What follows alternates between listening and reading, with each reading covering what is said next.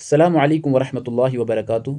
بھائیو، اگر ہم اس دنیا کے اندر آخرت کی جواب دہی کا احساس اور اس کا شعور، اس کی فکر اپنے ذہن کے اندر، اپنے دل کے اندر مضبوط کر کے اس دنیا میں زندگی بسر کریں گے تو آپ حیران ہو جاؤ گے کہ اس سے اس دنیا پر کتنا پازیٹیو اثر پڑے گا اور اس دنیا کا ماحول کتنا خوشگوار بن جائے گا۔ وہ میں آپ کو سمجھاؤں گا کیسے۔ دیکھیے، اس دنیا کے اندر جنگیں ہوتی ہیں، انسانیت کا قتل ہوتا ہے، ٹھیک ہے، ماؤں بہنوں اور بیٹیوں کی جو عزتیں ہیں، ان کی جو عصمتیں ہیں، ان کو تار تار کیا جاتا ہے۔ یہ جو کمزور قسم کے لوگ ہوتے ہیں، ان کی جو پراپرٹی ہوتی ہے اس پر ناجائز قبضہ کیا جاتا ہے۔ یہ جو مظلوم لوگ ہوتے ہیں، ان کے ساتھ ناانصافی ہوتی ہے، ان کی کوئی سنتا ہی نہیں ہے، ان کے ساتھ ظلم ہوتا ہے، زیادتی ہوتی ہے، ٹھیک ہے۔ اور شراب آپ دیکھتے ہو، بد اخلاقی دیکھتے ہو، بد کرداری دیکھتے ہو، کاروبار میں لین دین میں دو نمبری دیکھتے ہو، ہے کہ نہیں؟ اس سے کیا ہوتا ہے؟ اس سے ہوتا یہ ہے کہ یہ جو ہمارا سوشل سسٹم ہے وہ بکھر جاتا ہے، وہ گندا ہو جاتا ہے، ٹھیک ہے۔ اس میں کیوس پھیل جاتا ہے، بد امنی پھیل جاتی ہے، اور نوبت یہاں تک آتی ہے کہ لوگ خودکشی کرنے پر اتر آتے ہیں، لوگ اپنے لیے بد دعائیں کرنے لگتے ہیں، لوگ موت کا انتظار کرنے لگتے ہیں۔ ان کو لگتا ہے کہ یہاں پہ بد امنی ہے، بد اخلاقی ہے، بد کرداری ہے، دو نمبری ہے، ظلم ہے، عدوان ہے، ناانصافی ہے، ٹھیک ہے۔ ہر قسم کی غلاظت یہاں پر پائی جاتی ہے۔ اب میں آپ کو بتا دیتا ہوں کہ آخرت سے اس دنیا پر کیسے پازیٹیو امپیکٹ پڑ سکتا ہے۔ دیکھیے، آخرت مجھ سے کہتی ہے کہ اے انسان، تو شراب پینے سے پرہیز کر۔ کچھ مدت کے بعد، کچھ ٹائم کے بعد آپ کو پاکیزہ شراب پینے کو ملے گی، یعنی جنت کے اندر تجھے ایسی شراب ملے گی جس سے نہ تو تیری ہوش ختم ہو جائے گی، یعنی یہ جو تیری عقل ہے، نہ آپ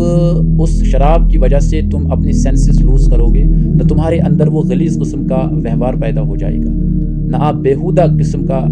وہوار اپناؤ گے، اور نہ ہی تم اس شراب سے اپنے سینسز کو لوز کرو گے، کیونکہ وہ ہے ہی پاکیزہ شراب، جس کو قرآن کہتا ہے شرابن طہورا۔ آخرت مجھ سے کہتی ہے کہ اے انسان، تو چوری کرنے سے پرہیز کر، تو مظلوموں کی آواز بن، تو لوگوں پر ظلم اور ان کے ساتھ ناانصافی مت کر، تجھے کل قیامت کے دن اللہ تعالیٰ کامیاب کر دے گا۔ تیرے لیے اللہ تعالیٰ نے بہترین جگہ مقرر کی ہے، اگر تو لوگوں پر ظلم نہیں کرے گا، قیامت کے دن تجھ پر عذاب نہیں کیا جائے گا، تجھے جنت ملے گی، تجھے کھانے پینے کے لیے لذیذ میوہ ملے گا، تمہیں بہت کچھ ملے گا، لیکن شرط یہ ہے کہ تم لوگوں پر ظلم کرنا چھوڑ دو، تم ناانصافی سے پرہیز کرو، تم ظلم و عدوان سے پرہیز کرو، تم لوگوں کا حق مت کھاؤ، تمہاری قدر کی جائے گی آخرت کے اندر۔ آخرت مجھ سے کہتی ہے کہ اے انسان، تو بدکاری سے بچ، تو اپنی آنکھوں کی حفاظت کر، اپنی شرمگاہ کی حفاظت کر، تو باحیا اور شرمدار بن۔ تو جب اس دنیا سے چلا جائے گا تو تجھے جنت میں حوریں ملیں گی، وہ اتنی خوبصورت ہوں گی کہ نہ تو نے کبھی ان کے بارے میں سوچا ہوگا، اور نہ تو نے کبھی ان جیسی حسین و جمیل کوئی مخلوق دیکھی ہوگی۔ لیکن یہ کس کا نتیجہ ہوگا؟ جب تم اس دنیا کے اندر اپنی آنکھوں کی حفاظت کرو گے، باحیا اور شرمدار بن کر اس دنیا کے اندر زندگی بسر کرو گے، ماؤں بہنوں اور بیٹیوں کی عزتوں کی حفاظت کرو گے، نہ کہ ان کی عزتوں اور عصمتوں کو تار تار کرو گے۔ یہ ہے اس کا پھل، اس کا ریوارڈ۔ مجھے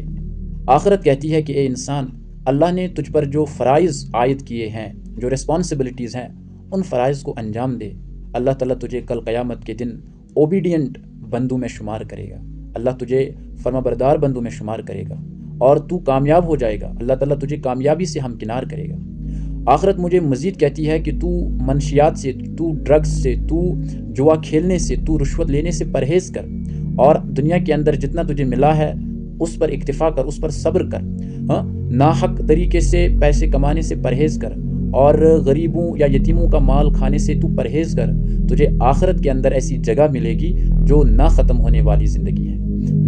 فار ایور کے لیے آپ کو زندگی ملے گی، جہاں پر نہ آپ کو موت آئے گی، نہ تم بیمار پڑ جاؤ گے، نہ تجھے اللہ اس وقت یہ کہے گا کہ اب نمازیں پڑھ، اب ذکر کر، اب قرآن پڑھ، نہ تجھ پر کسی قسم کی ذمہ داری عائد کی جائے گی۔ بس تجھے یہ کہے گا کہ اے انسان، تو نے زندگی کے دنیا کے اندر میری مرضی کے مطابق زندگی بسر کی تھی، اب آخرت کے اندر تو اپنی مرضی کے مطابق زندگی بسر کر، تو نے میرے احکامات پر عمل کی تھی، آج تو عیش کر، جیسا تو چاہے ویسا کر، جو تو کھانا چاہے وہ کھا لے، جہاں تو جانا چاہے وہاں جا، نہ تجھے موت آئے گی، نہ تو بیمار پڑے گا۔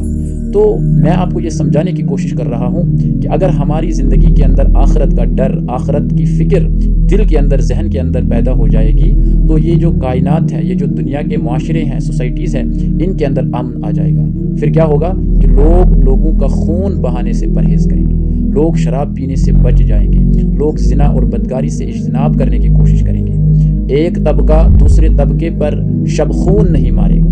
میں دوسرے کی پراپرٹی کو ہڑپ نہیں کروں گا، اور میں اپنے حدود، اپنی لمیٹیشنز کے بارے میں کوشش رہوں گا۔ میں اپنی لمیٹیشنز کو جاننے کی کوشش کروں گا کہ میری حد کیا ہے، باؤنڈری کیا ہے، میں اس باؤنڈری سے باہر نہیں جاؤں گا، کیونکہ میری نظر میں آخرت ہوگی، ٹھیک ہے، آخرت کی لالچ میری نظر میں ہوگی، تو میں ان تمام غلیظ حرکات سے بچنے کی کوشش کروں گا۔ تو اس لیے مجھے آپ کو کوشش کرنی چاہیے کہ اس دنیا میں رہتے ہوئے مجھے اللہ کے سامنے جواب دہی کا احساس ہونا چاہیے، مجھے اللہ کے سامنے کھڑا ہونا ہے، وہ مجھ سے سوال پوچھے گا کہ میرے بندے زندگی کیسے بسر کی، جوانی کیسے بسر کی، ٹھیک ہے، علم پر کیا عمل کی، مال کہاں خرچ کیا، ٹھیک ہے، مجھ سے خطرناک قسم کے سوالات پوچھے جائیں گے۔ اس کا ڈر، اس کی فکر، ٹھیک ہے، یہ اگر میرے اندر پیدا ہو جائے گی تو اس سے اس دنیا کا جو معاشرہ ہے، اس دنیا کا جو آرڈر ہے، نظام ہے، اس کے اندر بہت اچھی تبدیلی پیدا ہو جائے گی۔ تو آخرہ اورینٹڈ زندگی بسر کرنے سے اس دنیا کے اندر بھی بہت اچھا سسٹم بن جاتا ہے، بہت اچھا صالح اور پاکیزہ معاشرہ وجود میں آتا ہے۔ تو یہ ہے آخرت کی فکر پیدا کرنے کا فائدہ